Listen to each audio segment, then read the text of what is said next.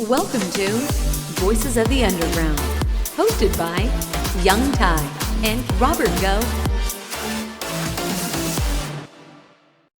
Hey everybody, welcome back to another brand new episode of Voices of the Underground EDM podcast, where we like to talk to up-and-coming DJs and producers we feel deserve more exposure. Like always, I am your host, Young Ty, and with me, as always, is the co-host, Robert Geaux. How's it going, buddy? Cheers, man. It's going good. I just got back in town from LA, a little baseball all-star experience, and I am absolutely hanging. So I know this is going to be a good podcast. Yeah. Um, in the studio with us today, we have a very special guest. Roamy, how's it going, buddy? Good, man. How's it going, guys? Thank you for having me on. What's up, bro? How's life going for you over there? You had a show. You had a couple shows over the holiday weekend, man. How'd that go for you? It was great, unexpected, and I prepared as much as I can for these shows, the best I've ever can, just for everything to fall apart right at showtime, and I still haven't pick it up and do Fall what I apart. had to do. Yeah. What happened? I've been preparing for this set for the last 2 months, and come to play. We did sound check. Everything worked out at sound check. Time to go up, put in my USBs, the tracks load up, and the moment I'm clicking on the tracks, I get error messages on both ends. And so I'm not able to play any of my tracks. And luckily enough, I have all my fellow DJs that were there that were just like, you know what, just play. I have 1,000 songs on this USB. Have your fun. And I literally just played that whole entire set blind, and I just went off the BPMs. I was like, I'm gonna say between 128, 132, and then I just kind of just went on with bit by a lot of the artists that I knew that, okay, this song for sure, they always come out with good songs. And literally I just freehanded, kind of like back in the day when I used to DJ.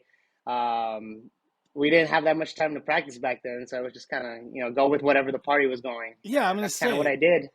that's real DJ shit right there. When just go with the flow, know your tunes, kind of know what works. That sucks. See, that everybody wants to be a DJ until the shit doesn't work and you got to improvise. That's when it gets real. Yeah, and the guy that went after me, Patrick, he's basically the one that organized the event.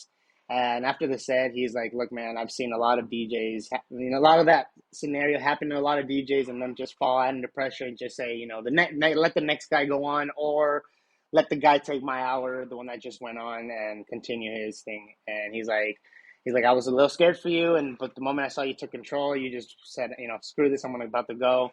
And all I did really was, I read my BPMs, I read the artists, and then I just kind of looked at the file, and I was like, okay, so this is where this cuts, this is where this sound cuts, and I just kind of prayed that this song wasn't a slow song, prayed that it was, something really banging, and fortunately enough, every song that I was picking was really hitting that. It was a lot of bass house that I was picking, fortunately enough for that club, and everybody was just going crazy. So once I got done with the first three songs, I got in my groove, and I just, went the whole hour just, blind in a way, but, kind of knowing what I was doing. Yeah, exactly, Ty. Because we've talked about it on this show before where, like, look, we're going to get into this, I'm sure, Romy, in a little bit. But, dude, EDM guys, they get a bad rep because they're the computer guys, right? They're the plug, hit the press play, fake DJ stuff, right? But the guys on the ground, the guys that are doing like the club shows and stuff, you've got to have that skill set to be able to improvise what's working live, what's not working live. Because we've talked about that, like you said, on the show quite a bit. But is that something that you try to gauge when you're a DJ, or do you kind of get in that mindset of, hey, these are my tunes, this is what I'm going to play? At first, I did a whole Roamy set when I first started, as far as like presenting Roamy as the brand and really pushing myself out there. And then I saw it really didn't work in a club setting, especially if I didn't have a light technician, right? So I had a lot of like lower BPM songs that I was playing, softer tunes, and all the lights were going pretty crazy at a club, so it didn't fit the mood. So I found out that a lot of my songs those songs are either for like radio, or maybe I could play at a festival where I have a little bit more control, and maybe a little bit more exposure where people would know my songs. So what I do is I play a whole set of just a lot of bangers that I can find, and maybe mash up, bootleg my own as well, just to give it my own Roamy flavor. But at the end of the day, I'm just trying to really find that engagement between myself and the listener, whether it be five people, or whether this last time we sold out Catch One and we did 1,200 in that room, so that was pretty nice. Scary but nice. So That's a big show, man. yeah. They're really big shows. I love them. Scary, but when you're before you start, because for me, it's like I get nerves that whole entire week before the show. My sleeping schedule is more messed up than it normally already is. Eating schedule, and then over preparing. Like I said, over preparing for the show just for it to fall under. But that's kind of where, as a producer or as a DJ, that the me being a DJ first and then a producer really kicked in, where I was like, I used to do this back then. We used to just go back and forth with other friends, and I used to just download 1,000 songs and then just randomly start playing them, and then see what really works. And then the next time around, okay, these songs don't work, these songs work, and then just put it working in with my routine. Yeah, the back to backs. Those back to backs really help out, especially when you have when you're coming up and you have someone more experienced than you. You can really see how they work the decks. So early on for me, I was really humbled enough and really fortunate enough to work alongside a lot of DJs that were already more advanced than I was at the time. Yeah, and it helps you get better too and all that, because you're feeding off the other DJ and then you're trying to match his or her energy. Right. And so, okay, so you got into DJing first, right? Before the production side of things. How long you been spinning for? Going on 15 years now. Holy So shit. it's been 15 years. Started off in the party crew scene, and back then for me it was really just a business. I really was trying to figure out how to cut my expenses. We used to pay the DJ $125 just to literally just press play on a computer. And I had a computer at the time, and I was like, hey, let's cut this, let's not order this DJ no more. I'll DJ the party. And then little by little, I started DJing every party. Then I started DJing other people's parties, and then I just got to the club scene down the road, because the club promoters used to use party crews to promote their parties down here in the Inland Empire, LA area, Orange County area. And so they started contacting us because we already had our following. And they would say, come and DJ or host our events. We're going to have these artists like the Federation, the Pack, a lot of hip hop artists back then, and not so many there wasn't a lot of EDM back then when I first started. It was a lot of hip hop. So I'm known as an open format DJ when it comes to DJing. Dude, you're talking about like some old school stuff. So 15 years ago, dude, that was like that was the era of like selling stuff out of your trunk. Clubs weren't as popular back then, so it was a lot of word of mouth. Or, dude, they would get these party crews, or if you had like a decent following on MySpace, then that's see, I'm taking it back for these old motherfuckers that are listening to this. So that for the young guys listening, this is how it was. This is how it used to be. There was no like, because the clubs, especially like in downtown San Diego, I remember when I first started going, dude, like it wasn't like as popping, it wasn't as big. So like the party crews, that's where it was at. It was a group of people who would drive, traffic to these clubs. That's like the entrepreneur side of things that you were getting involved with. Right. And I mean, back then, the reason why everybody kind of shifted from the party crew scene to the club scene was really safety. Yeah. Because down the road, after having so many parties, you started having the biggest issue was safety. Now a lot of these house parties were getting shot up. Bro, and then I've been in some questionable situations. Like, because it's cool, like you said, the party scene's cool. There would be big house parties or mansion parties, which I know we've talked about in the past that you used to throw in my neck of the woods where I live now in Temecula.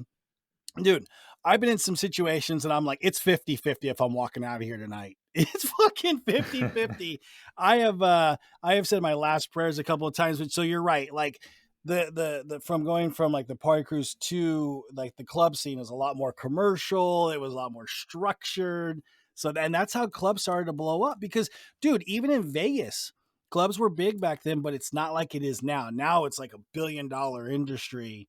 But I really feel like a lot of that started from what like the party crews and the foundation that they laid down early on. Right. And unfortunately, now that you don't see so many all ages because we kind of Yeah. burned that bridge in that earlier route. Back then, we did have a niche where we weren't doing the 18 and overs. I did do some 18 overs and 21 and overs, but I stuck to the all ages because it was an easier crowd to attract. And back then in at least in the Inland Empire, there wasn't so many strict curfew laws, so we could go till 1, 2 o'clock all the way through.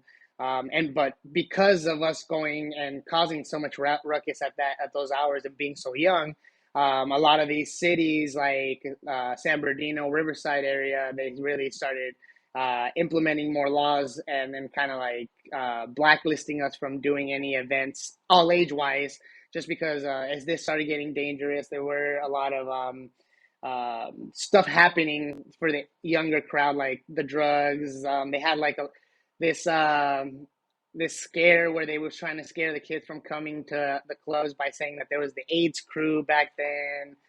A lot of things that we had to deal with, and like you said, were 50-50 scenarios where I'm underneath the car, like, what am I doing over here in the middle of this ranch at this party where that's just getting shot up, scared for my life right now. Yeah.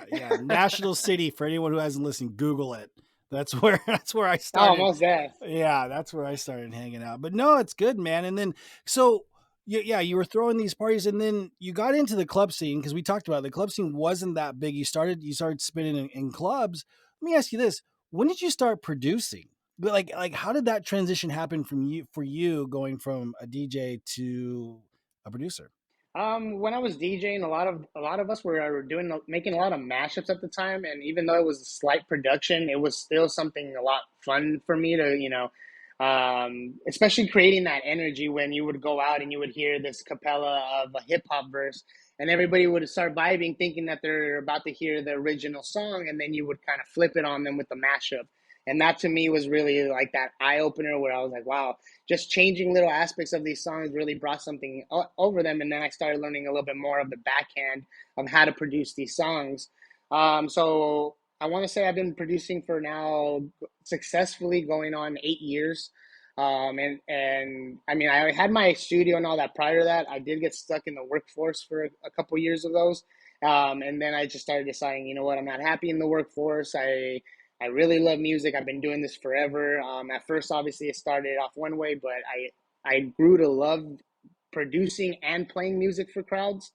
More so for, I don't know. For me, I always liked making people smile, have a good time. And if I can do that within an hour, just so if you can forget all your problems within that hour, forget about any debt you have, again, back then we were younger, so we didn't have that debt. But yeah, so stuff like that, it really inspired me to continue with this journey as far as going from DJing to producing. So I really started producing my earlier tracks about 9 years ago, and they were decent because I had that DJ aspect of what sounds were actually making their hits at the time. But then I started noticing that a lot of my mixing was really thin, really weak. So I went to go seek out a mix engineer to be my mentor, and I found one out in San Diego at the Phaser Control Recording Studio. And I studied under him for the next 3 years, and he really helped me polish a lot of my, craft that I have out today. Well, didn't you start out as Big Room? Because you do a lot of house tracks Oh, now. Ty Didn't you start out did as Big some Room? digging. He did some digging. Yeah, I did. So like, I have this song "Soar." I loved Big Room from like Hardwell, obviously Ollie James from his very starts from all the big rooms. I liked a lot of Will Spark with his Melbourne Bounce. Even that back in the day Yeah, was really yep. nice. Just all that high energy was just amazing for me. And growing up with seeing all these artists come up with that, I really wanted to go down that route. And then I started finding out that I liked, more of the house, deep house, tech house. I really started making a little bit of everything, bass house, anything that had house really attracted me. And I really try to, give it my spin or, try to imitate it and then try to see how I can give it a Roamy sound, even though I'm still trying to figure out what my Roamy sound is, even though there's a couple people out there that are like, yeah, that's a Roamy song. I'm like, that is? Well, yeah, dude. I mean, but that's the natural progression as you get older. Everybody starts in big room and then they start maturing a little bit. All jokes aside, I think it's because house music, especially where we live, Romy, in Southern California, dude, it's a lot more versatile. You can play it at different venues, as opposed to big room where it's a very niche thing here, very festival. So if you're like at a regular club on a Saturday or a pool party that you're spinning, it just, that kind of stuff just doesn't work. I've noticed that a lot of clubs now have been, at least in LA and Rivers and the Inland Empire area, they've been shifting more towards like that tech house. I don't know if you've Yeah. seen like a lot of clubs opening up where it's just tech house. I actually just got my booking yesterday. I'm going to be DJing at Nova San Diego. And Really? yeah, I'll be DJing Nova San Diego August 6th. And they asked for a pure tech house, minimal house, deep house set. Now, in order for me to get in my foot in the door, I sent them my first mix. They're like, too much energy, way too much energy. We need something calmer. So I took about another month, and I sent them another one 2 days ago, and they're like, yeah, this is what we love. Can we book you for August 6th and come through?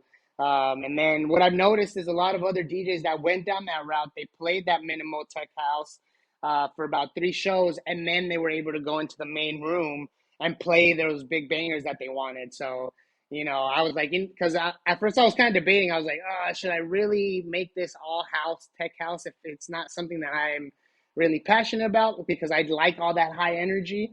But for me, it's like, you know what? I got to roll with the punches. And if this is what they want, this is at least a way for me to get my foot in the door and keep moving forward and make those connections. Yes. Exactly. Dude, Nova, wait, hold on. Let me fucking backtrack here. Nova, that's the club that just, Pascal Rotella just opened up right here, and for Insomniac, right? Isn't that Nova? Yeah, they just opened that up. Oh, let's fucking go. This is a big deal. Dude, they could ask me to play country music and I'll spin that shit all night. That's a big deal. Right.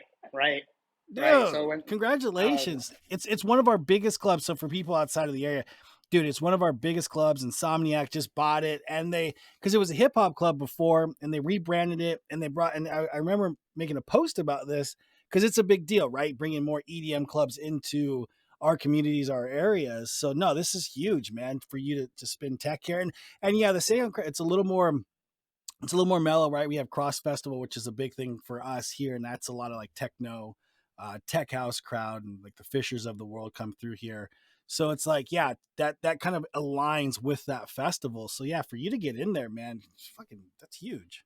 Oh yeah, I was a blessing. Yeah, like you said, getting your foot in the door too. You got to do anything you have to do to, start out, and then you can start playing what you want to play, like you said. Yeah, because a lot of times, I feel like a lot of producers, including myself, we get in our own heads like, nah, or we think we're a little too big at that sense. Like, nah, I'll just go for the next one. Book me when you really need me. And to me, it's like, no, you gotta get those relationships in. Going in there and meeting like the booking managers, meeting just people that run that club, just so you can get, so they can put a face to the name, and hey, I like this guy. I like how he DJs. Oh, let me check out his music. Wow, he actually produces too. Let's bring him in a second time. Hey, you know what? We have an open. Oh, I've gotten a lot of my bookings recently. I've gotten last minute. It's like, hey, we have a show in Orange County. It's a all EDM show. Are you down? It's from 11 to 12. You want to do it? It's in 2 weeks, or it's in a week. I'm like, yeah, let's do it. Any venue right now that's hitting me up, I'm taking it, no matter what it is. I'm not hip hop, obviously. I try to, even though I can do open format DJing, I try to stay more obviously to what I can, so I can put my own music in it at least, Well, okay, so I'm gonna go on a fucking rant here, dude. And some of like we see this in our Discord communities, like in various ones too, right? Where it's like people are so set in what they do. Just because you make big room doesn't mean you can only spin big room. And if that is the case, which a lot of times they kind of pigeonhole themselves, well, then you're not gonna get hired, and then they're always gonna be in this very fucking bedroom trying to get out, or wondering like, oh man, I can't get a gig. Right. They end up quitting music. Yeah, because dude, everybody know. Yeah, fuck, dude. Roamy, that's a whole nother subject. Guys out here doing live streams for an audience of 0. But Right. dude, okay, so you've seen that, but no, and that's the thing, man. Like, yeah, and people quit music because the money is in live shows, right? Not necessarily the quarter of a penny that we get on Spotify. Yeah, and I like the fact you touched on being versatile, and hey, maybe that's not your first choice. However, those Yeah. connections are I mean, priceless, for them, man. like you said, I'll pay country for them. Yeah, dude, fuck. So you talked about like guys getting to know your sound and your tunes, dude. Anybody that follows you, and if you don't follow this guy, you should. Um, you're a monster on Instagram. You're an absolute like every day you're putting out new tunes. I want to get into that, man. I want first of all, how do you post so much? Like content is always such a challenge for people, right? Especially producers who maybe don't have fresh ideas. How in the hell do you get so many reels and so many views on your stuff? Well, first they asked me how I created my following. Obviously, I've been doing this for so long. So if you really go down the rabbit hole in my posts, you see that I'm posting since 2012, 2013. So I've been consistently. As far as recently within these last year, I got contacted by. I've been posting a lot because I've been really trying to push my brand Roamy out there, at any way I can form. Luckily enough for us, producers, COVID happened, so I was really able to, stay in my studio and work on all these songs. And I started noticing that I don't have to necessarily show off a completed song. I can show off a song in progress. I can show, I can get from a project, I can get different content. I can show off a song completed. I can show the vocals I'm working on. I can show the processing I do for the vocals, the processing I do for just the beginning of a drop, something like that, and we're kind of maybe not explaining it all because you only have like what a little less than a minute to trying to explain everything. So for me right now is trying to really get to the point, keep it interesting, and have the listener or viewer engaged with my content. Right now, I am getting monetized for all my reels, and so for me right now, any view gives me monetization. So I don't have to have a click on me. They don't have to like it. They don't have to comment it. It's just all by view. So the more views means more money coming down my area. So once it became that, at first there was no money. So now that there is, it gives me more of a reason to keep going because you start seeing that snowball get bigger coming down coming down or up the hill depending on how you're pushing it. But at the end of the day, it's going to happen. You just have to stay consistent. For me, my biggest drive has been two DJs, one in the hip hop producer world and the other in the EDM producer world. DJ Mustard and Dioro, those guys I've literally seen from the ground work their way up, be super consistent, and be the multi-million dollar producers they are today. So seeing them really inspires me to keep moving forward. What do you mean seeing them? Like you've come across that like from they worked with you, you've spun with them. What's the backstory there on that? So like for instance, DJ Mustard, I did a event when I was 18, down in Hollywood, and I was hosting my birthday at that time, and he was one of the DJs that just showed up. He was still very new. Tooted and Booted wasn't even a thing because he was actually talking to me. I was doing a lot of clubs in the Inland Empire, and he was basically came up to me, asked me for, some advice, and then also he said if he can see if I can get him a job or to spin down here because he has a couple of songs coming out with his cousin YG. And at the time, nothing really rang in my head because back then, unfortunately, DJing was about sex appeal for the promoters, right? So I'm not to hate on DJ Mustard or nothing, but looking at this guy, he at the time he was bigger, hefty set guy, not so handsome, I guess you can say, not to call him ugly.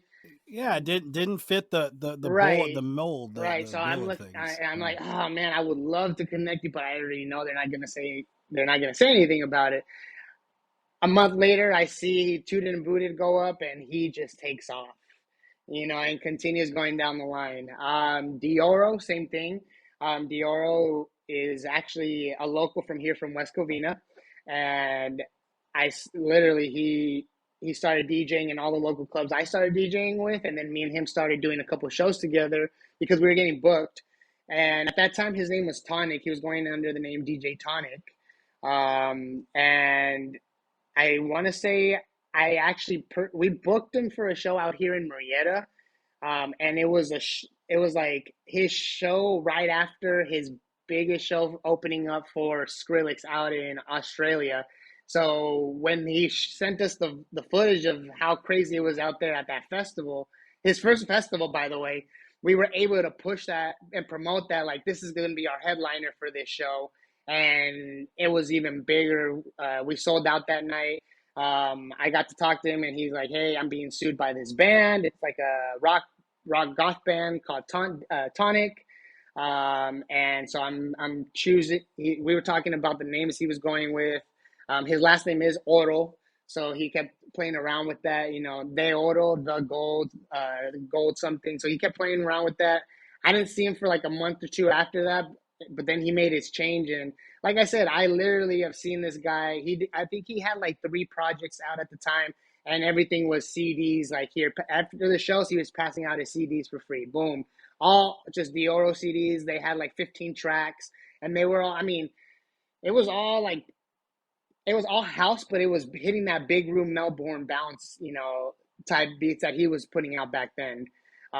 So yeah, I mean, just seeing him consistently grind, and I saw him literally not have a job for the first 2 to 3 years of his career, and all he was doing was literally being at every show, pushing his brand, pushing his name, getting in connections. He got in connections with a DJ Blend, the guy with the Chucky mask. I don't know if you remember him, the YouTube sensation back in the day.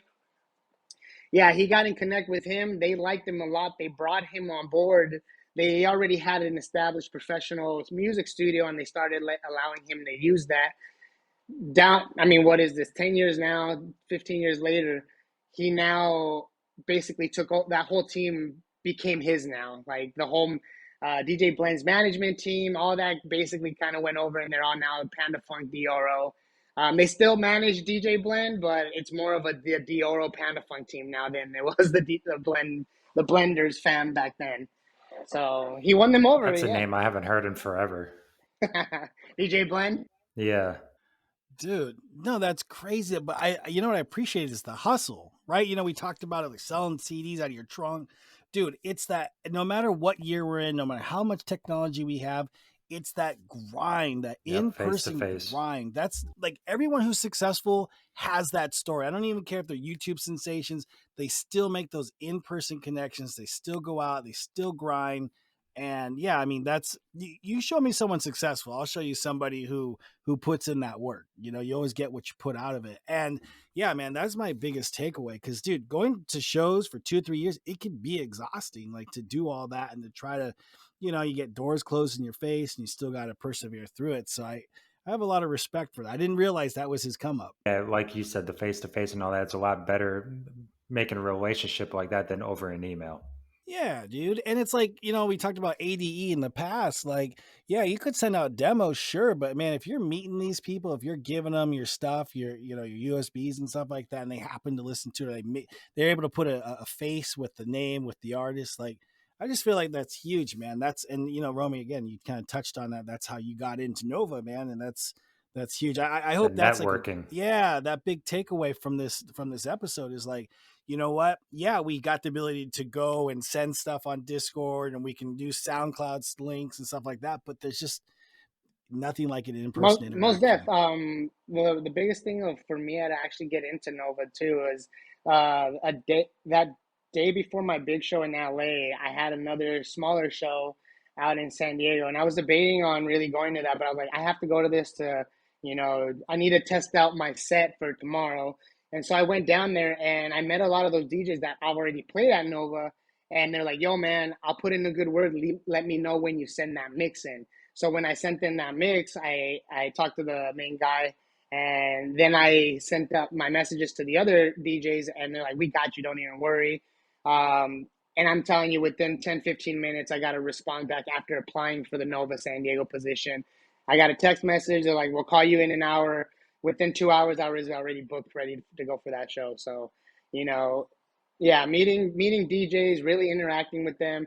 You know, a lot of the times, a lot of these, like for me, when I go out there, I don't think of myself as, you know, the Roamy with following or with this many tracks or this experience. I see myself as a fellow peer of, you know, someone that's DJing before me or after me. And a lot of the time, you know, it's that interaction with them that sometimes, you know, when I introduce myself to the DJ that's, you know, that I'm playing after, I'm like, hey, how's it going? I'm Roamy, because it's a real quick one because they're still playing, and they, oh my God, you know, you want to jump on right now? And I'm like, no, hold on. You know, it's okay. And then after we start talking, they want, you know, production tips. They want, sometimes, you know, it's just that time that, you know, they just want to talk to you and want to see, you know, pick your brain a little. That really helps them out. And in the long run, you never know who they might be. They might be the next Dioro down the line that might be able to help you down that road as well. Exactly, dude. Exactly. You never know who's going to blow up. You just treat everybody the same. Speaking of blowing up, a lot of people are going to know you now. You had your tune played on the main stage at EDC. Yes. Right? I saw that in your reels and I was like, dude, that's a big deal. Tell me a little more about this. How did that come about? So that song is a collaboration between me and these two DJs, Control Room from Canada. This is actually our third song together. We released two songs under a label. Now, the song that they chose is called "Add It Up." Me and the guys Control Room, we were going back and forth with this track for like about 3 months because just wasn't hitting right. It wasn't feeling right. The lyrics weren't sitting right the way we wanted it. The week of, before any movement happened with that song, they messaged me saying, you know what, we're drawing blanks. We're gonna send you back the song, see if you can do anything with it. And before I responded, one of them sent me another message saying, you know what, don't worry about it. I got this. You know, we'll talk to you in a week. And I was like, oh, okay. They're actually really good friends or in communications with the DJ Bijou, from D&D Records, and they sent him the song without me knowing. And then I got a message back saying, "Hey, we won the D&D Revolution, Diplo's Revolution Sirius XM competition. Bijou's gonna play our song on air for next week." And I was like, "Oh, great!" You know, they sent me the email. We signed the documents that they can use the song. And then the next week we were on Sirius XM, right? We didn't know he was actually going to take our song and play it when he did his back-to-back with Abstract. And it wasn't until a week after his set, because it took him a week to actually put out his set, where he put out his set, the guy sent me the song saying, hey, they were playing it live. Then from there, I posted it up and I started getting a lot of random people that I've been following, like, wow, I was at their set. Is this your song? And they started sending me clips of my songs from the crowd. And then I started doing a little bit more of my research, and I started figuring out that their videographer is actually a guy I know. So I messaged him. I was like, hey, by any chance, do you have the footage? And he's like, here's all the footage. So I had to go and look through all this footage from the front of the stage, the back of the stage, the side of the stage. And I was like, okay, this is the one. And I found the one where they're playing it from the back. That's why you see that from the back, because I was able to obtain it from the photographer. Yeah, I was wondering how you got that, because I was like, because most of the footage, you know, is like, hey, here's my tune, and it's usually like a distorted, somebody in the audience, kind of fucked up. But I was like, wait, this guy's got like the primo access, like 1080 footage here. So yeah, okay, so that, I guess, there you go, man. It helps to know people. Yeah, I mean, I hit up the photographer. I even sent it to the guys. They're like, how did you get this? Because we were looking for it for a while, because all we heard was the SoundCloud set first, and we heard that he put it out, and we're like, oh man. And then the video started coming in, and then that's when I saw the videographer, and that's when everything just kind of got put together. And yeah, man, it's been a blessing with that song. Ever since that one, it kind of really, you know, put a little bit more, put a nice little checklist on my to-do list when it came to, you know, getting to EDC. I'm at least happy that my songs made it before I did. Wait, you haven't been out there yet? Not to EDC. The last EDC that I've been to was at the Coliseum back in 2010, before they made the switch to Las Vegas. Oh shit.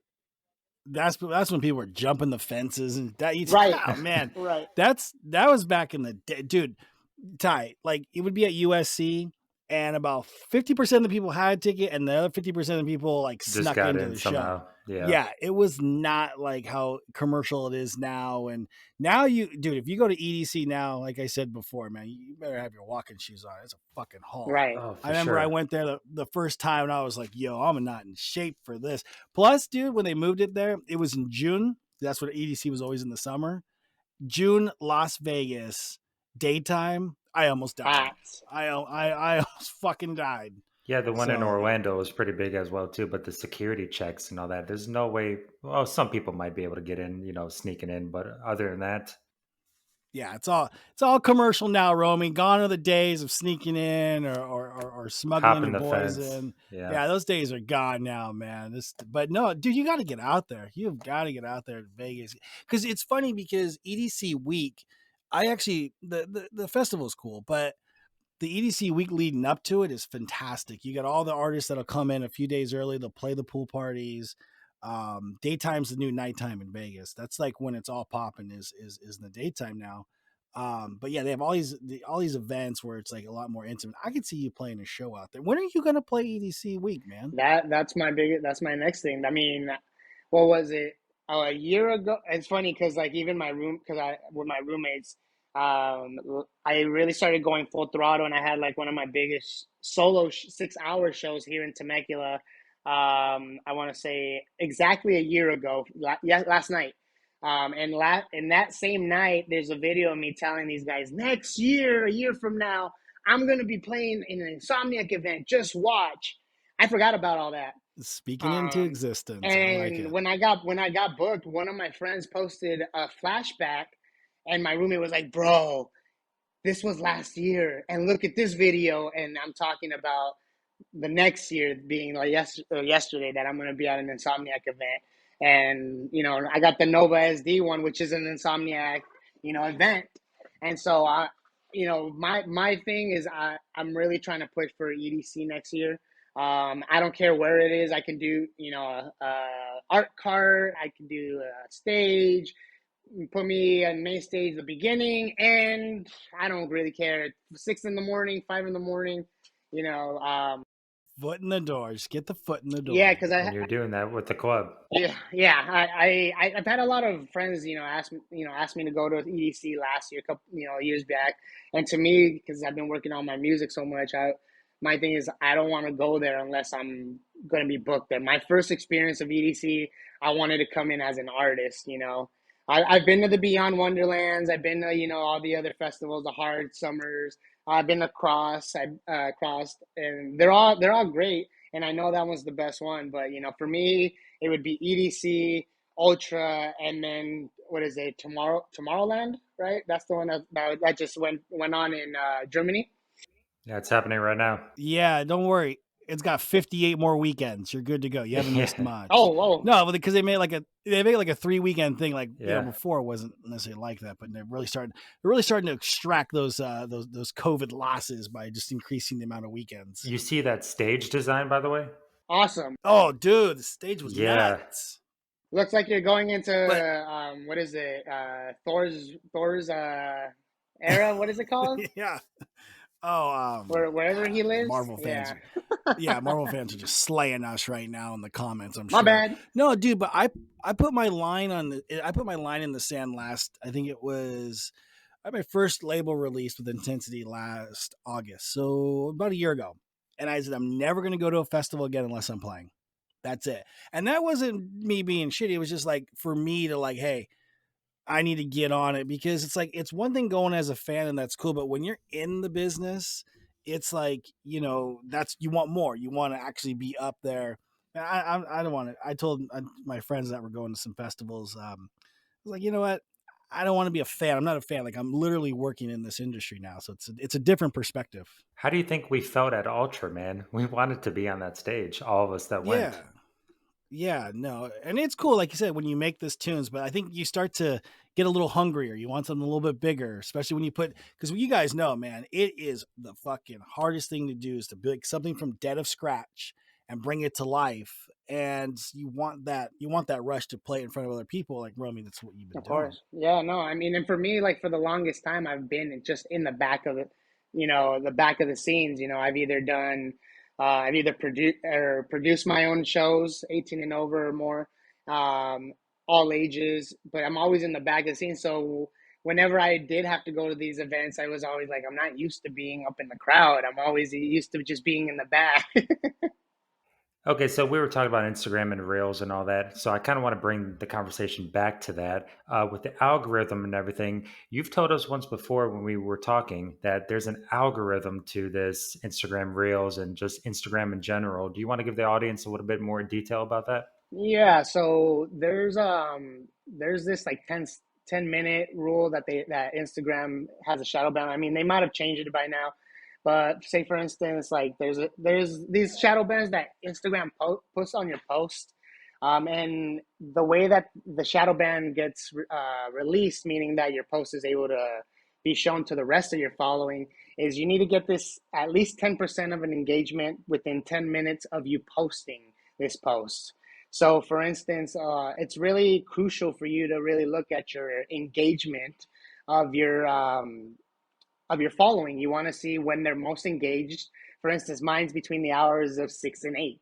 So I know that I need to make sure that by 6 and 7, there's something going on there, because that's when a lot of my engagement is. A lot of the following that I have is on my Instagram, according to my analytics. Also, you want to see what's really catching them. Like for instance, is a tutorial really more interesting? Is it getting more views? Or is me showing a house song getting more views? Or the live shows are the ones that obviously get the most views, because I'm able to put them right there while I'm playing, or someone's videotaping as I'm playing, which those get the views. But as far as like the algorithm right now goes, you really want to keep pushing it, because the more consistency and that you're putting in your page, the more that Instagram is going to push your page and your posts in front of your viewers, in front of your followers. Right now, I am making the shift towards TikTok, because there are less shadow bans on TikTok. There's this like 700 rule where you post 700 videos or something, and one of those is you're bound to catch it. But it's like a 30-day challenge, 700 posts. And there's a couple people that, yeah, it is a lot, and there's a lot of people that have done it, and they've showed results, a lot of heavy results.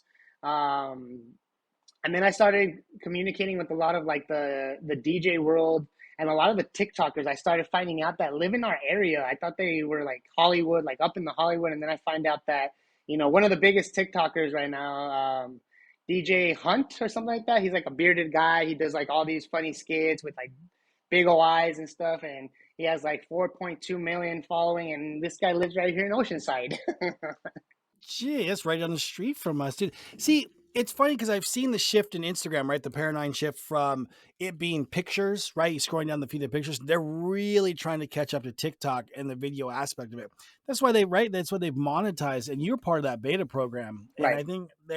I think yeah, exactly. And it really seems like they want to shift to Reels to kind of mimic what TikTok's doing. They've seen the expansion and explosion that they've had in there.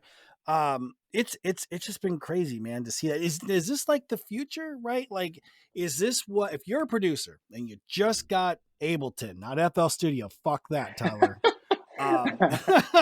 If you're in Ableton, if you watch this show, you already know. I got no comments.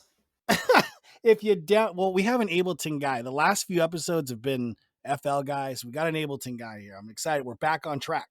But if you download Ableton or FL or Logic, whatever it is you use today, like if you're just starting up, is this like a must, right? Like you must know how to kind of, come up, understand like 4/8, all the rules of music, and then know how to break the rules.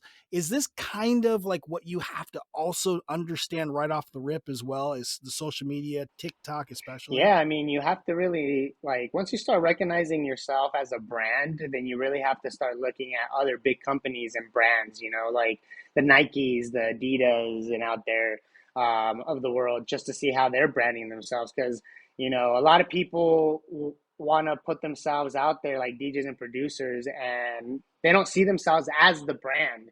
They see them, so they post a lot of stuff, that's not relevant to their music or not relevant to what they're doing. Um, But at the same time, it's not bad to show some emotion, so show some of your personal life to show, your followers, hey, you're a real human being. At the same time, it's just depending on what you're trying to promote.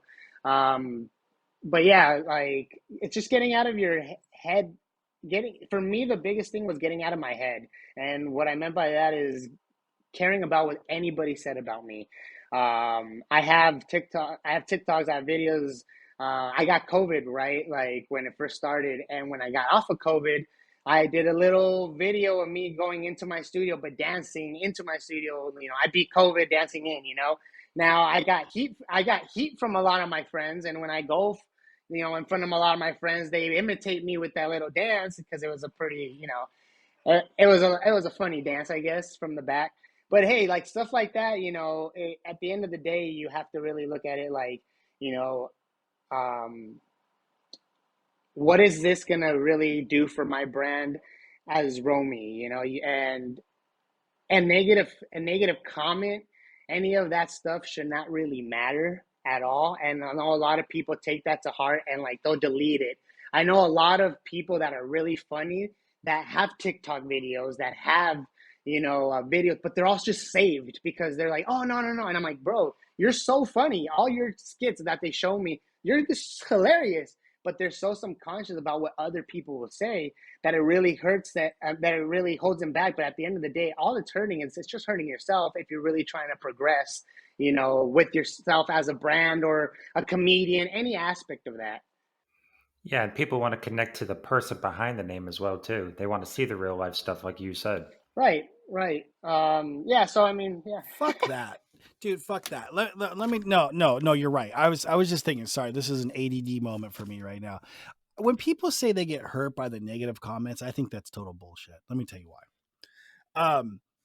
It's because they're so addicted to the positive comments. And if they don't get that positive comment, then I'm hurt. No, motherfucker, you just care about getting the shine, but you don't want the negative side of it. That's why, like, I've seen, like, again, from my previous world, I've seen athletes where they want all the shine, but if they get like a bad write-up, they have a bad day, they can't handle the negativity. So they're like, it's basically a one-way street. You can only handle things when it's going good for you. And I find the people who, like you said, do not care. They don't care about the shine. They don't care about the negative thing. They're just going to go about their business and do their thing. Those are the people that are going to be most successful, because when we see it too, right? Hey, listen to my new demo. And if they don't get good feedback, they don't send Oh, it they're to us, so Ty.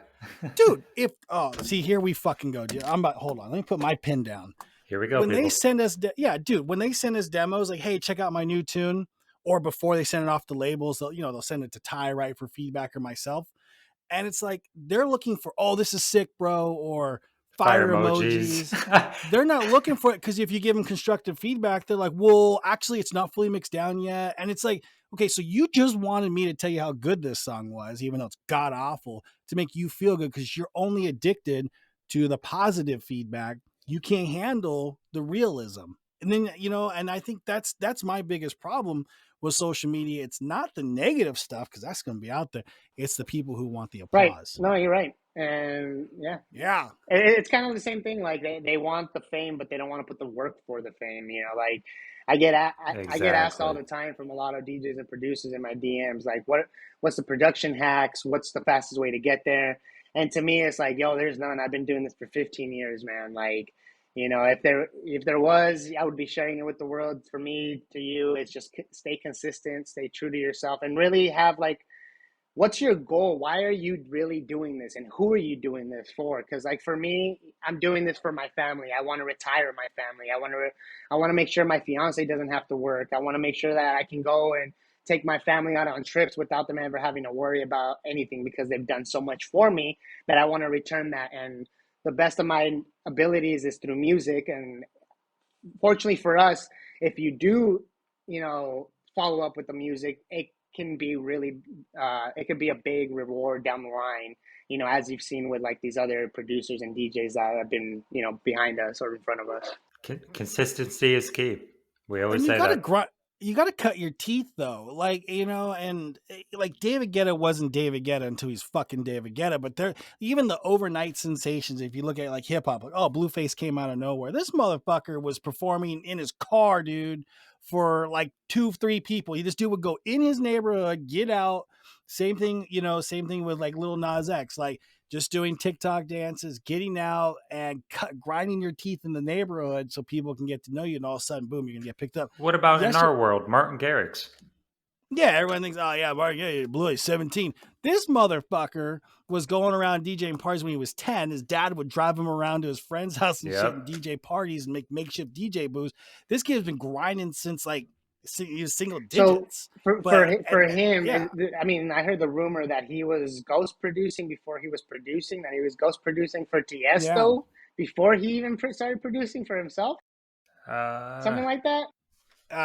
Someone fact check that in the comments. Yeah, let me know. That's fact check that. But let me tell you, no, I believe it because these are the guys that are putting in the work, and that's, I mean, I cannot emphasize that enough. It's like you gotta cut your teeth, you gotta eat like shit for a little bit before you start eating the caviar, and I just think that's one of the hardest things to convey to the producers because we get those questions. What do you do? What's that look like? And it's like, man, you gotta just go to work. You got to show up. In the first episode of this podcast, somebody asked me, "Hey, what's the biggest tip?" And I was like, "Just show up. You got to show up to this thing, because if not, like it's not going to be handed to you." And play those shitty shows too, man. I played some shitty ass shows to like 5 people. Oh yeah, and to me, it's like I'm putting that same energy when I'm doing those shows to 5 to 500, just because at the end of the day, they paid. You know, they paid to. It's practice, and it is practice. Yeah, Ty got a gig at a festival. What was that called? Redneckville? Yeah, let's not talk about it. What we were calling this? Dude, it was out in West Virginia. Fest. Yeah, Coal Fest. Yeah, it was bring your cousin / your girlfriend to the party. The 2-for-1 special. Oh man, if we have any West Virginia listeners, they're definitely not going to follow us after that. But no, is this the future of music though? Right, like. Are gone are the days of the kids sitting in the bedroom looking to make a hit. Like, do you have to understand the NFT game, right? Do you have to understand how to brand yourself or create NFTs within your music? Like, we're talking like, let's project 2035, right?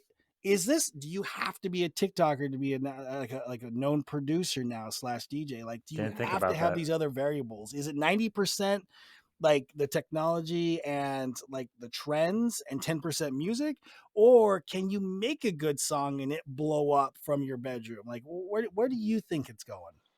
I mean, I think you just have to hit everything all at once. You have to really hit, put your concentration on TikToks, put your concentration on, I mean, just everything in general, because the TikTokers, you're going to get that younger generation. You hit the Facebook, you're going to get that older generation. Instagram, you're going to get more of people around our age. So, but at the end of the day, if you're making music for everybody, you have to hit every platform equally. Because for me, I've really just been on Instagram. I don't really mess with Twitter as much, just because Twitter is more opinionated platform. Like, you'll get everybody's opinions. You don't ask for one, and there all of a sudden you post something, and there's a thread of 1,000 opinions on that thread. And to me, it's like, I rather share. For me, a picture, a video says 1,000 more words than just those 150 characters that I'm being able to post. So that's perfect example. Perfect example. Look at Sebastian Mateo. We've had him on the show, and his TikToks have blown up and all that. Like you said, you got to be on all the different platforms, even if you don't use them a little bit, I guess. Yeah, right. Like I said, right now TikTok has the least bans as far as like shadow bans under it. So it's a lot easier to post something and get all these views, even when you just have 2 people following you. So as opposed to Instagram, where they're only going to show those 2 people that are following you, and if it gets that engagement, then maybe we'll show a couple randoms here and there that have the similar interests. So yeah. Yeah, the thing with Instagram, I got a buddy of mine, dude, and he posts, and I'm like, I haven't seen his shit in a week. Like, I got to search this motherfucker to find him. It's like the people that I follow, I very rarely actually get to see, whatever reason, the algorithm or the ads that kind of come through your feed. And it's like, man, it is hard. I feel like with Instagram, it is hard to kind of see everything that's going on. I don't know if, like you said, it's shadow bans or what exactly the case is. Remember, what was it, a couple months ago that one of our friends told us that there's that tab on Instagram where it says following, and then like your feed, whatever it is, you get ads in your feed. But if you click on the following, it shows you everyone you're following for the most part. Like, I didn't even know that until he told us. Yeah. It is crazy. I think I agree with you, Romy. It's pretty clear that TikTok is a lot easier to navigate through when you're following certain people. Outside of what we've kind of talked about, what are some of the tips that you'd give? Tips and tricks. I mean, find the DAW that you want. It doesn't really matter. FL Studio is a real good one as well. I mean, we talked about Martin Garrix, and I mean, I literally watched one of his episodes the other day, Garrix Life or whatever he's calling it, and he's still working on FL Studio. I'm still making those bangers. And honestly, it's being consistent and learning the ins and outs of your DAW, because then you don't have to buy those third-party plugins. A lot of these third-party plugins, all they really do is just emulate what you already have. It's just making it simple to a little, switch or a little dial, depending on what it is. But you can get those same effects with the stock plugins you already have. You just need to learn how to use it. And the best thing that my mentor ever told me was, if you don't know what it does, apply it and use it and mess with it and start messing with it, figure it out. Yeah, like for instance, something simple that everybody might know, right? The Camel Crusher. Add that to your kicks. What does it do? Start playing around with it. Add it to your chords. Okay, maybe it's not good for your chords. Just start adding all different aspects and learning your DAW. Because what I've really learned is that there's no right way to do this thing called music as far as when it comes to mixing it. You're going to get a lot of producers saying, oh, well, you need to cut this frequency here. You need to up this one. You need to add a bell there. You need to do this. But at the end of the day, when we play it, I've gone to festivals where I'm like, wow, this is crap as far as the song goes, right?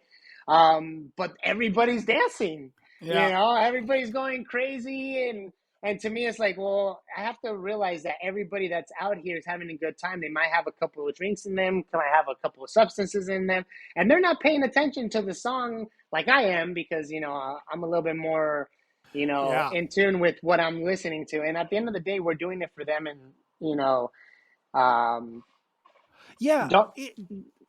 take it to heart.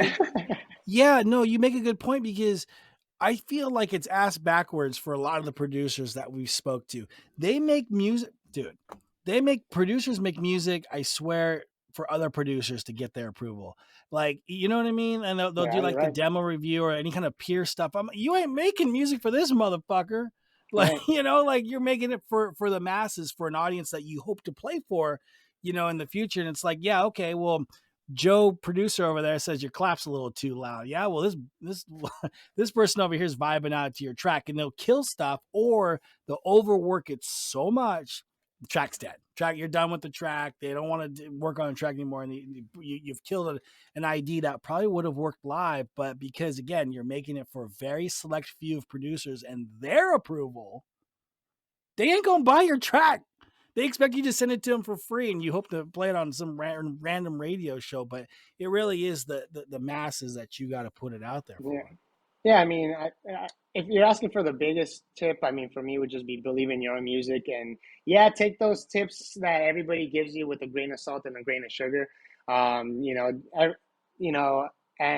if you believe in it, because I've had a lot of times where I'm producing and I'll have my cousin in here that also produces, and they're like, that kick or that chord, and I'm just like, bye, keep going. Because I mean, I like what he's saying, but if I'm vibing already to the track itself and I think it's perfect as it is, that's kind of just what I'm going to go with. I'm going to get the greats and I'm going to get the bads, but I'm going to have to accept it. At the end of the day, you need both to succeed, because if they're talking bad about you, that means you're doing something right, you know.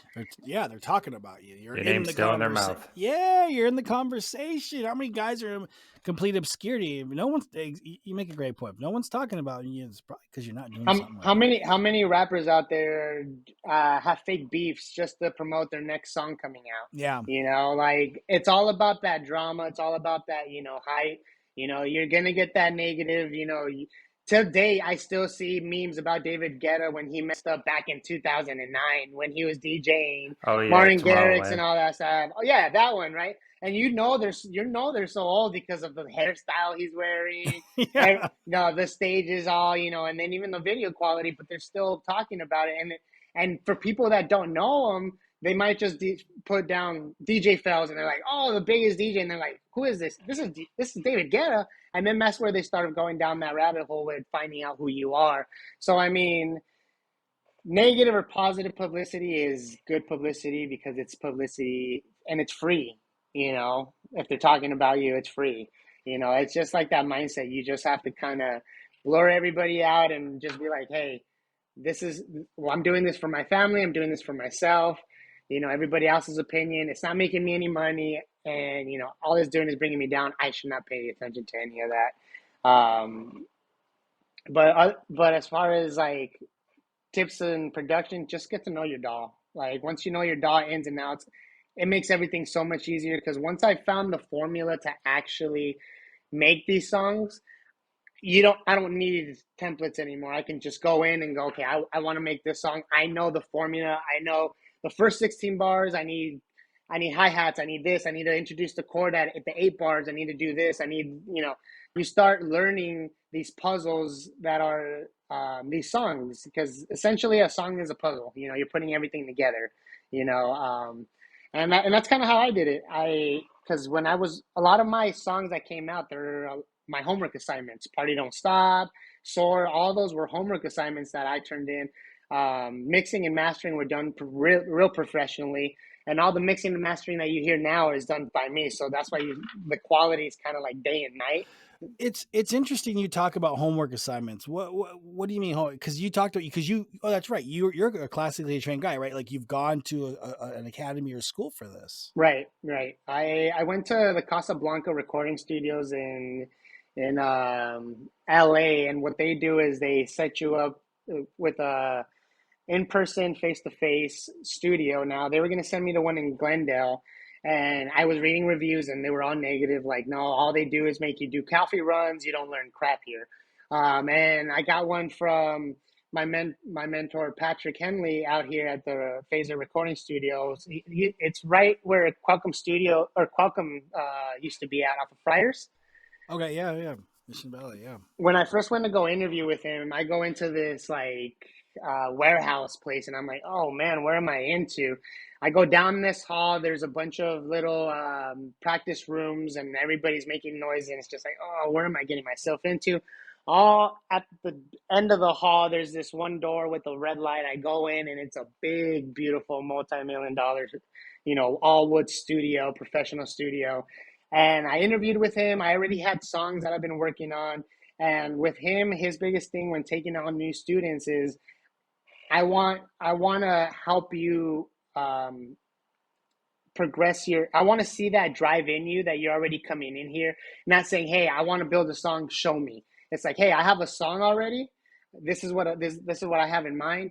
I need help bringing this to life. He's like, I can help you with that. I'm not here to take your hand and, hey, let's create this song from scratch. This is how I'm going to show you. His biggest thing was he's known as a mix engineer, and the fact that I went there specifically for mix engineering was what really helped me out polish off a lot of my songs, because I don't think a lot of my songs would sound so powerful or sound so full, because I was producing a lot of thin tracks back then. Like, the leads were really thin. The kicks were maybe hitting harder than anything else, just because that's what I was focusing on. Once I really found that balance with him, and he kind of showed me and said, look, this song, look at it as a spectrum, right? Look at it as a whole. You have a whole, and this is where every instrument sits, and you want to make sure that this is all full without it all clashing together. And once you find how to space these sounds and make these cuts, you'll learn that a lot of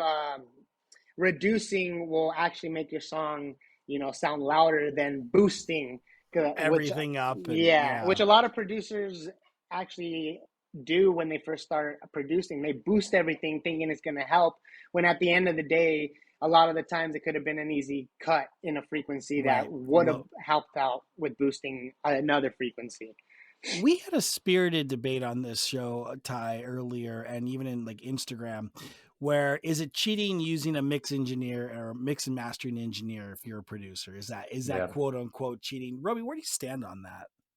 As long as you're learning and you consistently learn, I mean, I don't see a wrong from it. Because, for instance, for me, like I would use a lot of this master engineering services from my friend Nigel, because he's really into trying to learn how to be a master engineer.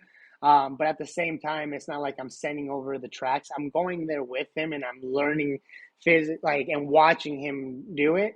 And at the same time, I mean, if you're paying a service, you kind of also maybe want to ask them, like, hey, what did you do, like, to boost this up? You also want to learn. You don't want to take that back seat and just be like, all right, I finished the song.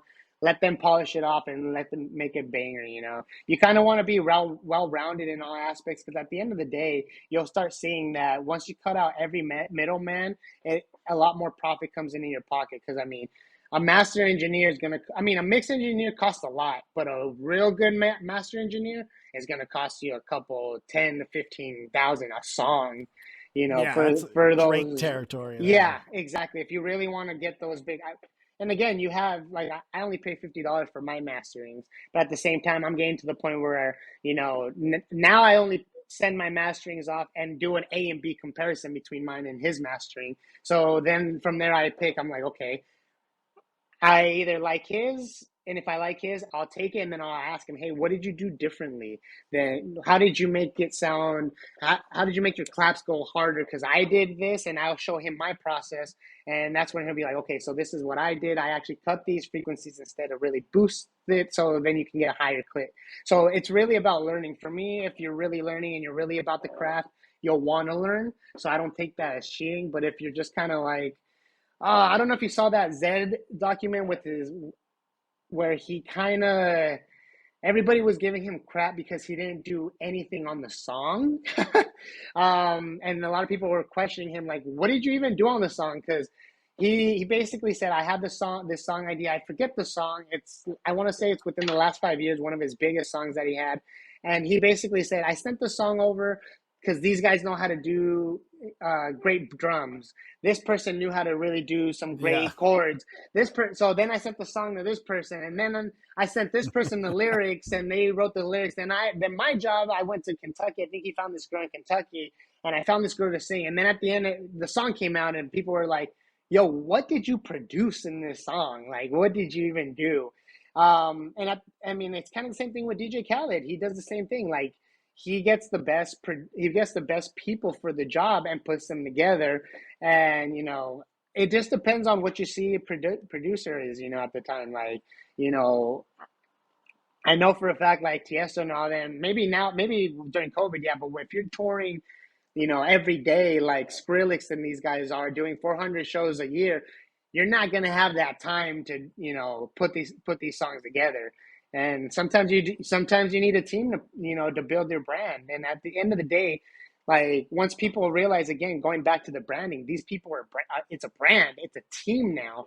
It's not just the individual identity. And like Nike, you just don't have one person pushing that Nike brand. You have a whole company. So now it comes down to it. Now it's like, oh, he's a cheater. No, now he became an individual. He went from an individual to an actual brand, and now you need a team, and if the team requires you to work on some of your songs, then so be it. That's might be the era where we're going down. Yeah, I agree. It just depends what people want, right? And it's like, if you want to be that A-lister, that top 100 guy, you're not going to be doing that from your bedroom. It's just not. I know we all start out super organic, right? Where, hey, I'm going to do this, this, and this. But like you said, the reality is that, yeah, you do need a good team. It's like, you can use any sports analogy. Like, you need to be on a good team to be successful. And I see music as no different. Right. And yeah, That's what you need. You need a good team to really back up your stand, and not only a team that works, but also believes in your own brand the way that you do. Because some people could just do it just for the money and be like, no, I just want this. I'm only gonna do the bare minimum. Because I've gotten hit up by agencies before, and like, hey, we want to take you under our wing and really push you. And once I do my research on them, I see that they're just trying to build more of a catalog with a big roster rather than them actually build relations with their artists and help them build with them. And that's kind of what I've been looking for is, you know, up until now, I've been doing everything myself, word of mouth, like with the promoters that I worked in the past, which, for me, I've been so lucky that they're still out there doing shows in LA that I'm able to call them, hey, remember me and you worked, 10 years ago, 5 years ago, whatever the case being. And they're like, yeah, you did a lot of work for us. Let's continue that. But yeah, so branding, what else? Produce. Yeah, I mean, that's pretty much it. Any other questions you guys have? Yeah, it was the branding and networking. It comes full circle back to the beginning. I mean, dude, you've given us a lot, and Lord knows I've got my notes here in front of me. I'm still the guy who takes notes, man. No, but it's really good. Especially when you talked on like different things like the algorithm. I think you kind of gave us a broader view of the entire industry in of itself. A lot of times we zoom focus on the tunes or stuff like that, but it is a big industry. It's a big world, and you said you've touched a lot of bases with us. We talked about a lot of different topics that we haven't talked about yet on this show. So it was real refreshing doing this. Yeah, so I man. just want to say thank you for being on the show, Romy. It was a pleasure having you on. Thank you guys. It was so much fun. Let me know whenever I can come back. I'm down for it always. Oh, dude. Definitely. We're doing a Q&A. You're going to be a big part of it. Because I think, like you said, cascading this information, a lot of like young or even veteran producers could definitely, there's a lot of takeaways from this and actually the Q&A, which we do in our Discord. So we'll definitely invite you back for that. And it's never too late to produce or actually start doing it. I know a lot of people our age that are just starting off and they doubt themselves. Like, hey, I'm 30 and I'm just starting off. And I'm like, hey, as long as you're consistent, that's all that matters. You have, what's his name? From Hexagon, Don Diablo. It took him what, like a couple of years, 10 years to actually, get to where he is at. Yeah, exactly. No, it's definitely a marathon. Like we said before, man. The overnight successes, that stuff started years ago. You just didn't hear about it then.